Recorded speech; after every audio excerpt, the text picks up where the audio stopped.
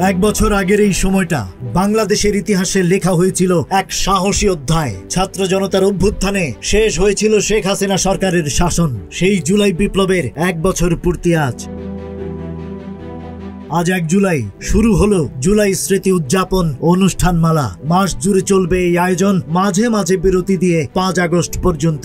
আজই প্রকাশ হচ্ছে জুলাই ক্যালেন্ডার, শুরু হচ্ছে গণস্বাক্ষর কর্মসূচি জুলাই হত্যাকাণ্ডের খুনিদের বিচারের দাবি জানিয়ে। পাশাপাশি জুলাই শহীদ স্মরণে জাতীয় বিশ্ববিদ্যালয়ের শিক্ষাবৃত্তি চালু হচ্ছে আজ।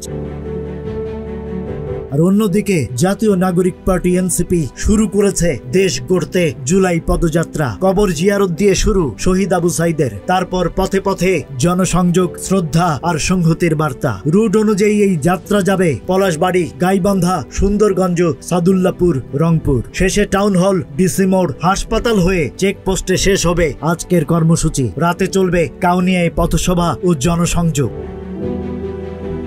তবে এই স্মরণ শুধু অতীত ঘিরে নয়, এটা বিচারের জন্য চেতনা জাগানোর ডাক। এটা রাজনীতির নতুন মূল্যবোধের সংকল্প, আর এটা মানুষের উপর মানুষের শ্রদ্ধা ফিরিয়ে আনার চেষ্টা। জুলাই বিপ্লব ছিল শুধু একটি দিন নয়, এটা ছিল একটা নতুন সময়ের শুরু।